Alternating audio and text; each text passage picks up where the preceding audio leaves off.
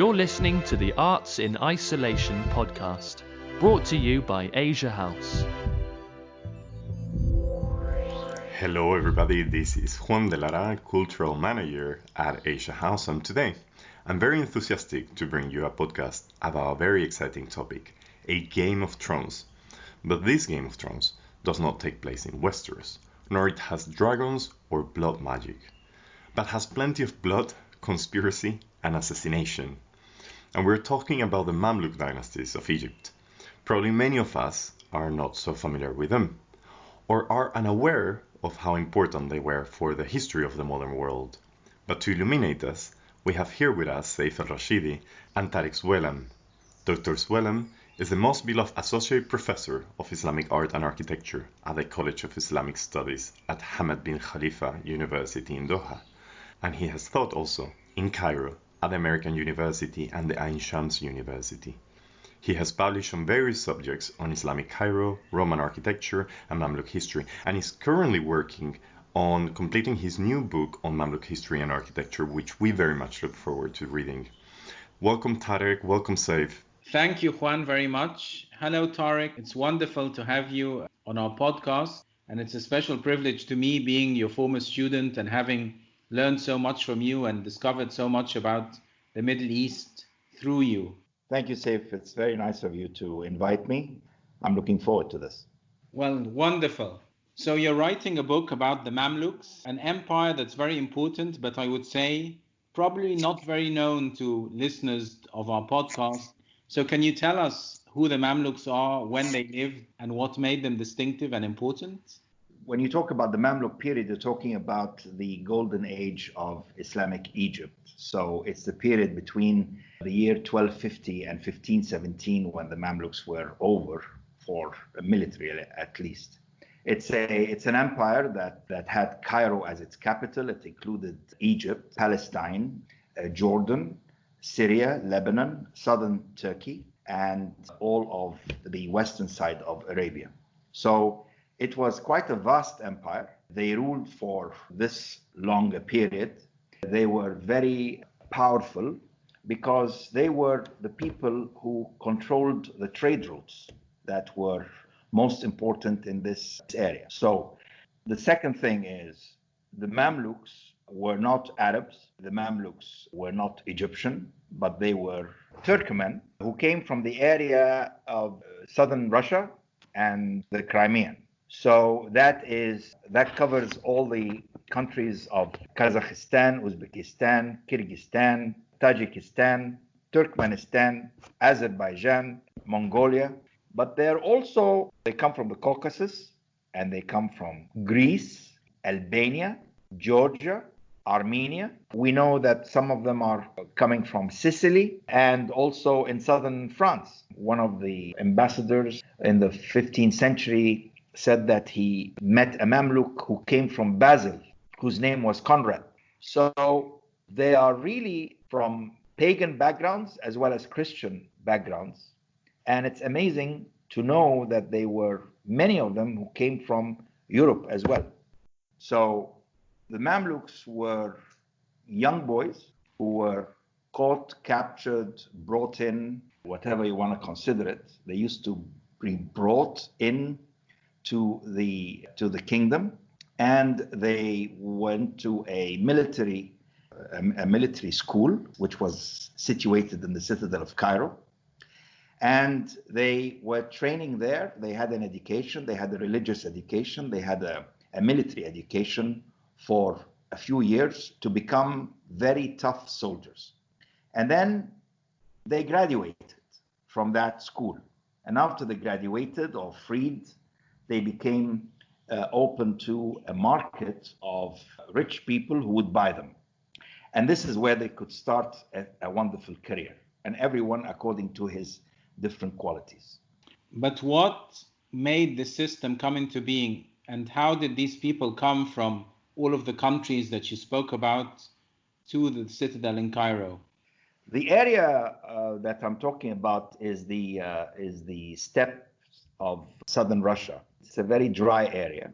And the tribes that were living there were constantly being attacked especially during the 12th and the 13th centuries. They've been attacked by the Mongols. And this was a great threat for them. So what they did, what people used to do in order to survive, is simply sell their kids to these merchants who would come and take the kids and bring them over to Egypt in order to have a good life.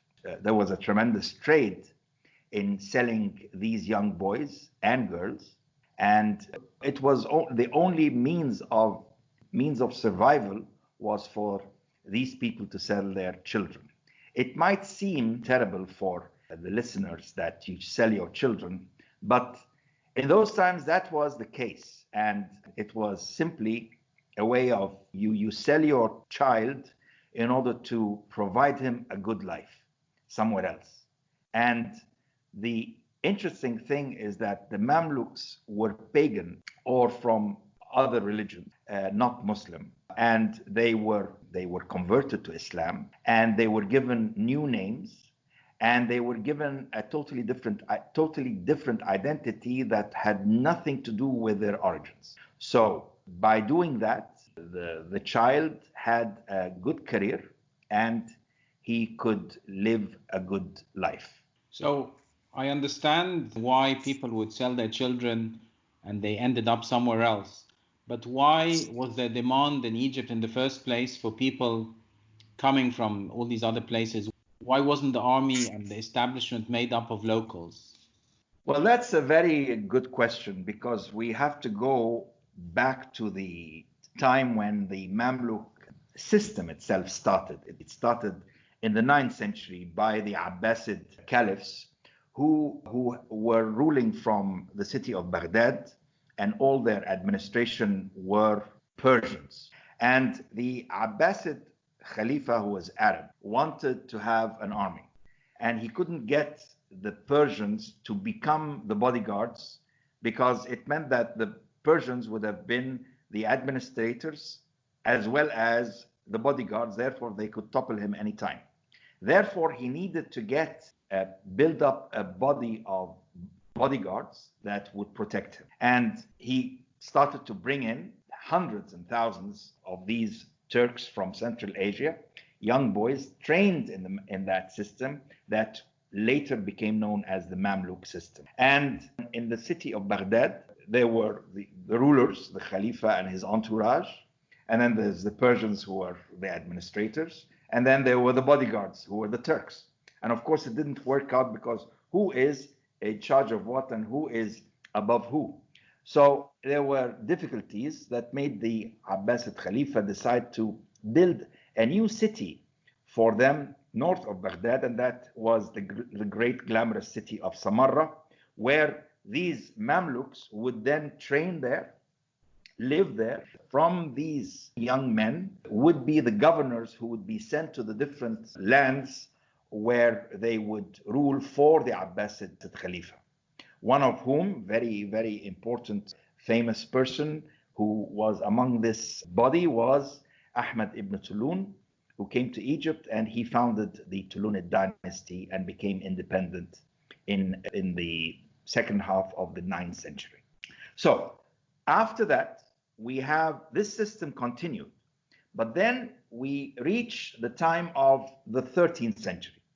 In the 13th century, there was the last Ayyubid Sultan, the last descendant of Salah ad-Din al-Ayyubi.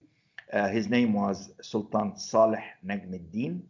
He had difficulties with his own people and his own family of the Ayyubids. He had difficulties with other factions as well. And the Ayyubids were simply fighting amongst themselves who would take what. Syria was divided into several parts, and then Egypt. And the only way that he managed to get out of his difficult situation was his brilliance of not depending on anyone, not depending on his family, not depending on his Ayyubid system, but started to collect thousands of Mamluks on his own to have his own army that was based on them, and they're the guys who then became his own administrators, and they are the guys who took over after his death. So what's the advantage, Tarek, of having foreign-born soldiers in your army rather than having locals? The most important thing is loyalty. These young boys were brought in, cut off from their entire families, and they had no connection whatsoever with their origins. So the relationship of master and Mamluk was the relationship like father to son. And loyalty was number one and the most important of all. In return, the Mamluk would get a very good life from his master. He would get very good lifestyle. The master would take very good care of him, and he would give him fiefs, and he would take care of him with a salary and see about his own career as well. Another answer, if you like, you should never have a taxpayer defend your land. It was a very successful system that made a most powerful empire. It's an interesting system, but in what ways does it differ from being a slave if you're bought by someone and converted to another religion and trained to fight for them? There is a very big difference between slave and Mamluk. From a Western point of view, when you say that somebody is a Mamluk, it's owned. You're owned by somebody, you belong to somebody. But in the Near Eastern concept of Mamluk, it's totally different, because when that kid is brought in from Central Asia to Egypt, he is a ghulam, he is a boy, he's a child, he can be regarded as a slave. Once he enters a school and starts to get this education, he no longer becomes a slave, he becomes a Mamluk. Mamluk system is a good mutual relationship between the owner, and that's the master, and the owned. Well, once you entered the system, what could you attain in society? Were you privileged or underprivileged by being part of this system? The ceiling is a no end, because any of the Mamluks could easily become sultan, easily become commander-in-chief in the army, and it's up to the person and his own political and diplomatic tactics of how he can get to this great power. This is the elite society that was ruling the empire, and it ruled the empire for 250 years. And this system was based on a hierarchy, and that hierarchy was pyramidal. The top of the pyramid was the sultan, and then comes all the emirs below him of different ranks. So it was a ruling class. The Mamluks were serving themselves. If you reach the title of Atabek el-Asakir, and that is commander-in-chief, then you're most likely to be the actual ruler of the empire, and you're most likely a couple of years or few months you would become the sultan himself. You would topple the sultan. When I asked you what you found interesting about the Mamluks and fascinating, you said that they were like a medieval Game of Thrones, the popular TV series.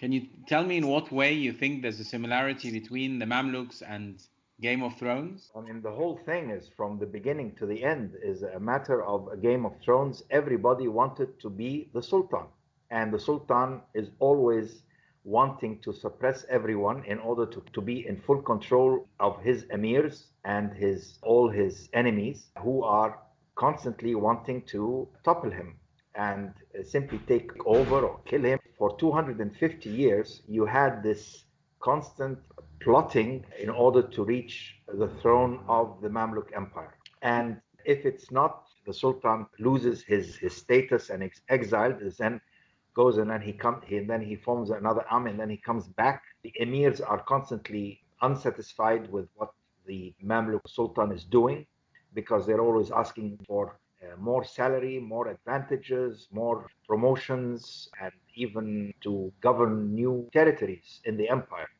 And what he's trying to do, the Sultan, is simply playing with them, moving one from the other and favoring others over others and all this. So it was a constant Game of Thrones from beginning to the end.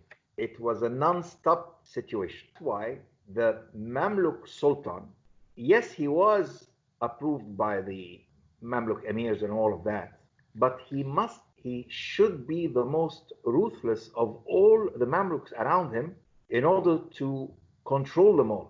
And if he were not ruthless, he was simply killed. As simple as that. To have your Mamluks stand with you, you have to be very, very generous with them.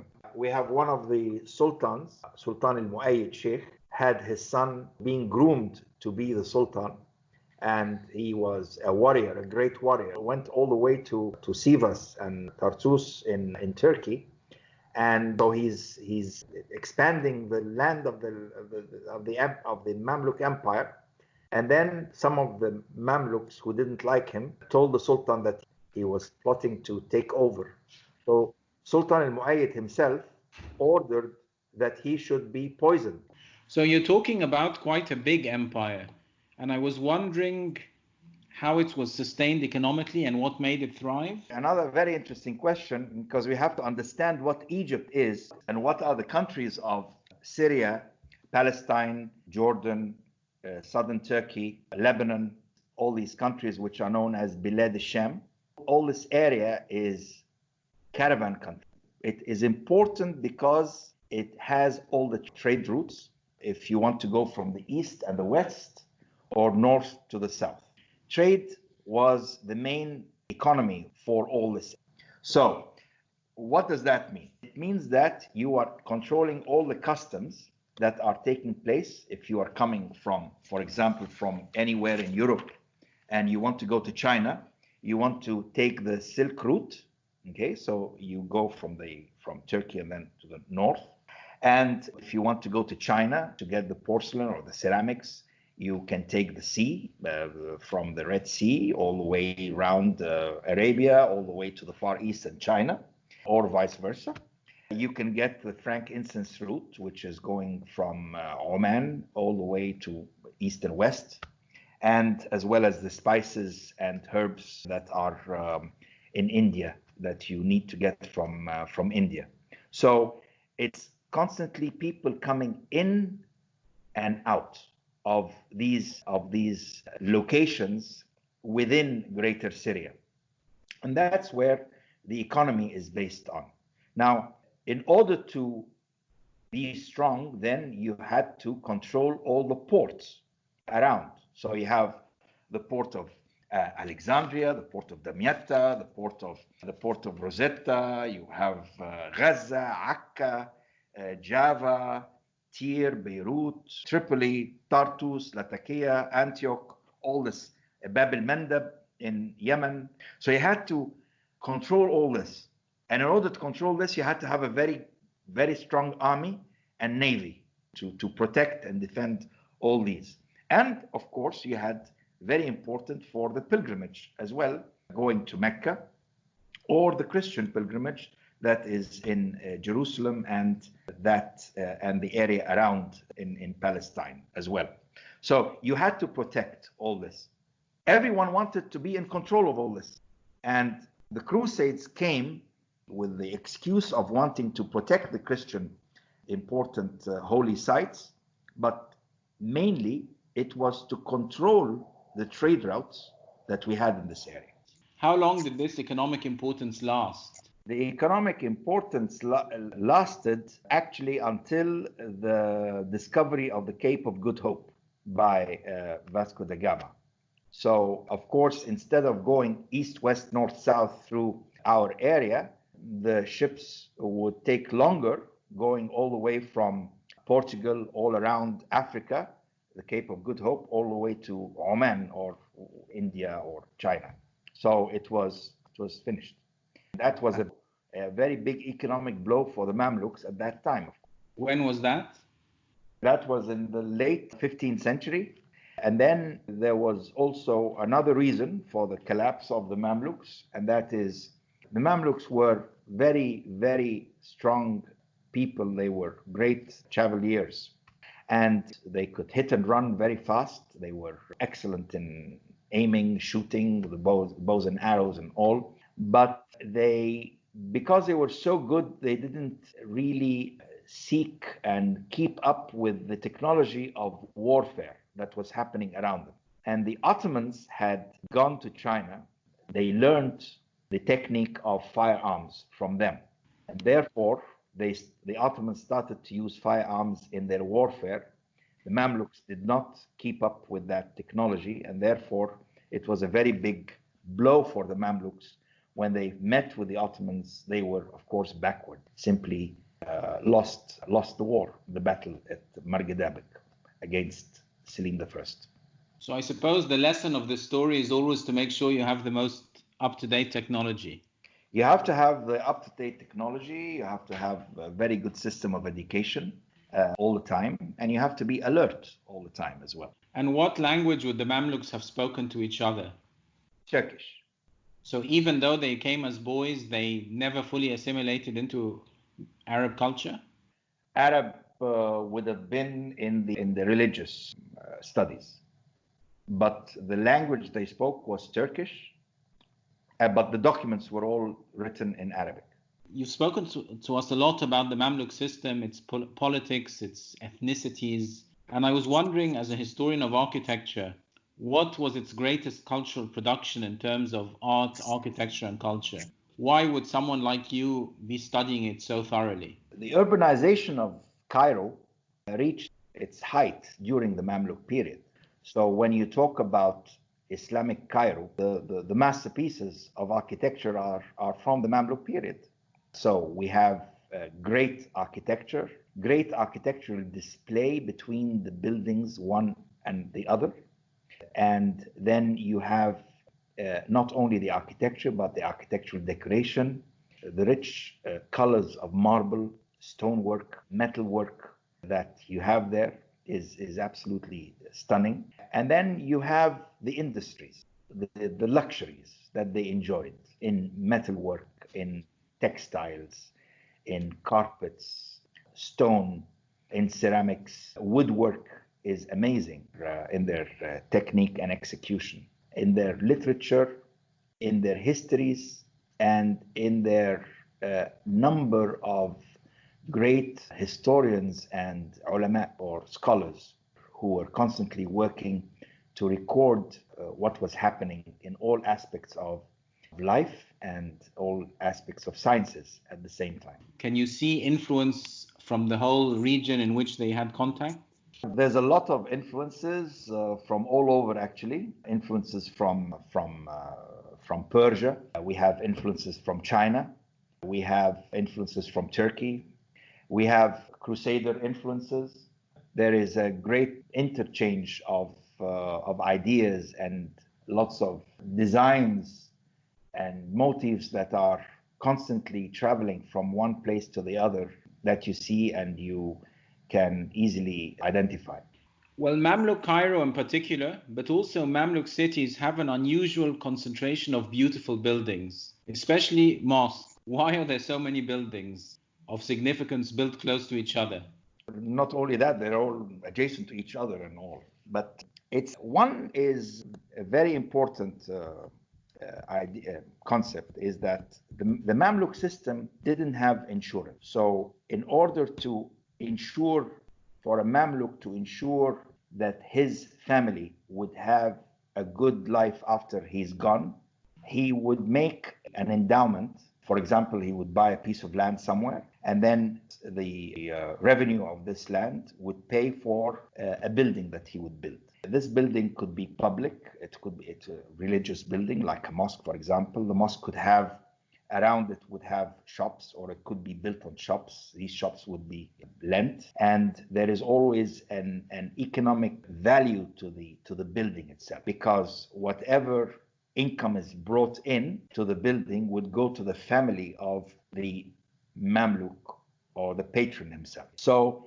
that is number one. Number two is egos, of course. If you're a rich person and you have an unlimited amount of money, then you just build in order to compete with your colleague or compete with your predecessor.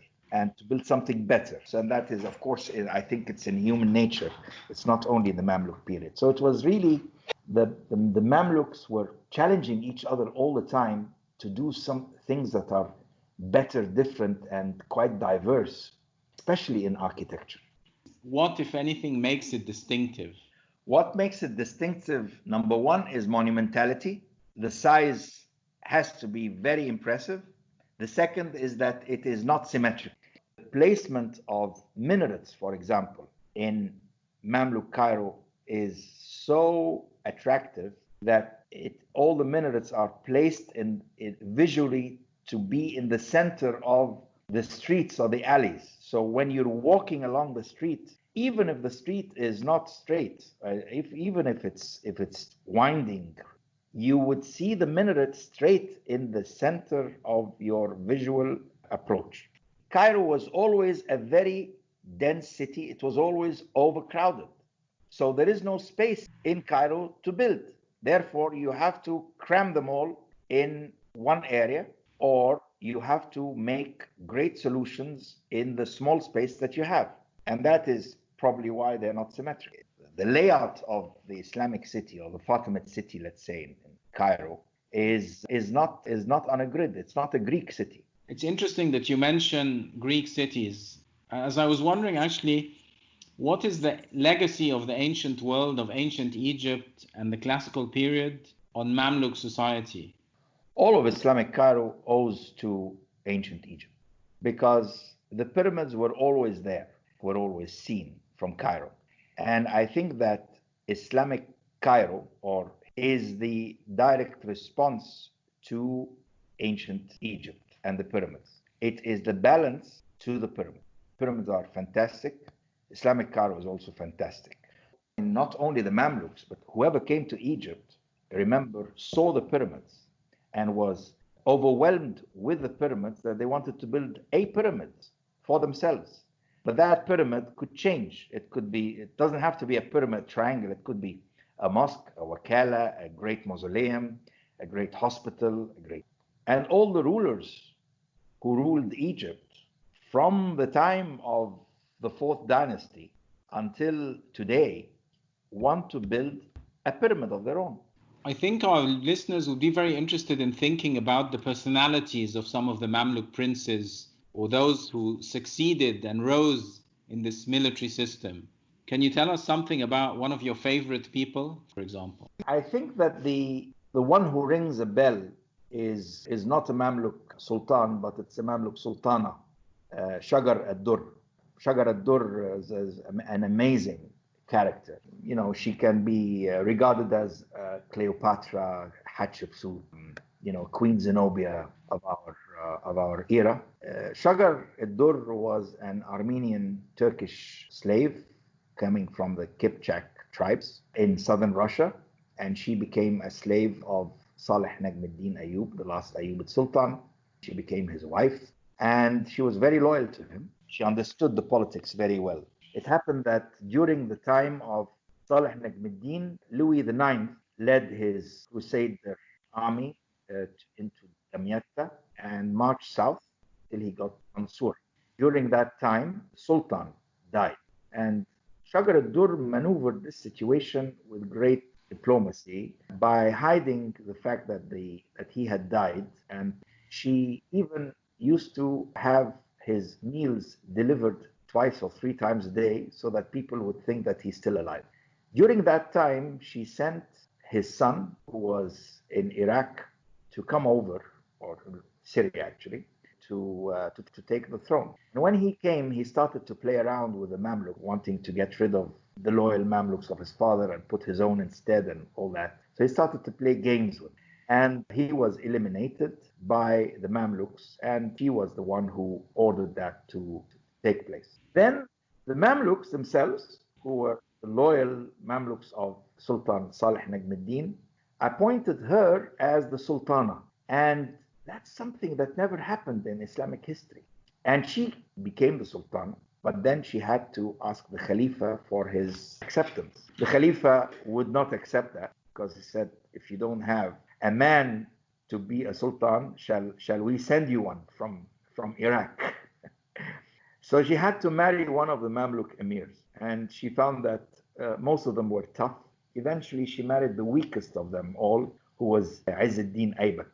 And he became the Sultan, and they were both ruling. Things didn't work well for them after that because he was already married. But then the Mongols were causing a great threat to the Near East. She found out that Izz-ad-Din Aybak secretly was making negotiations in order to marry the daughter of the Ilkhanid ruler of Mosul in order to have some peace. Shagar ad-Dur knew about that. She ordered him to be eliminated. So Izz-ad-Din Aybak was killed. And then it becomes a little spicy because the former wife of Aybak, when she knew about that, she of course had the grudges against Shagar ad-Dur. She managed to plot to have Shagar ad-Dur enter her own hammam, and she got her own slaves and beat her up with wooden clubs, making one of the most famous assassinations in history, actually. Her body was thrown over the walls of the citadel, and it was left for 3 days. And then people came, took her body, and buried it in her beautiful mausoleum. And the most beautiful thing about her mausoleum is that the mihrab, which is the niche facing Mecca, is beautifully decorated with mosaics, and these mosaics of gold, green, red, black, they formulate a tree with pearls, which is the name of Shagar ad-Dur, the tree of pearls, which is, I think, very romantic. Sounds like a great character. Oh, yeah. I think Shagar ad-Dur is very special. That's really interesting what you've been telling us about the Mamluks, and I was wondering how this rather unusual system eventually ended. Okay, the Mamluks in 1517, they were deprived from any military authority in Egypt, but they continued to administer the country under the Ottomans. And this continued until the late 18th century when Bonaparte came, and Bonaparte fought them and he defeated them. But they were still there in the society. Muhammad Ali, when he came to rule Egypt in 1805, wanted to change the system of the administration of Egypt from being Mamluk Ottoman into European. And the Mamluks were obstructing all this for him, giving him a lot of problems. So in 1812, Muhammad Ali decided to invite them all at the citadel in Cairo, gave them a fantastic banquet with great entertainment, and on the way out in one of the corridors, he trapped them all and had them all massacred, except for one who is said to have been delayed. So when he saw what was happening, he managed to get his horse and galloped and jumped over the walls of the citadel and escaped. And that was actually the end of the Mamluk race altogether. But it's a long time to survive from 1250 until 1812. And maybe there's a lesson that sometimes it's not too bad to be late.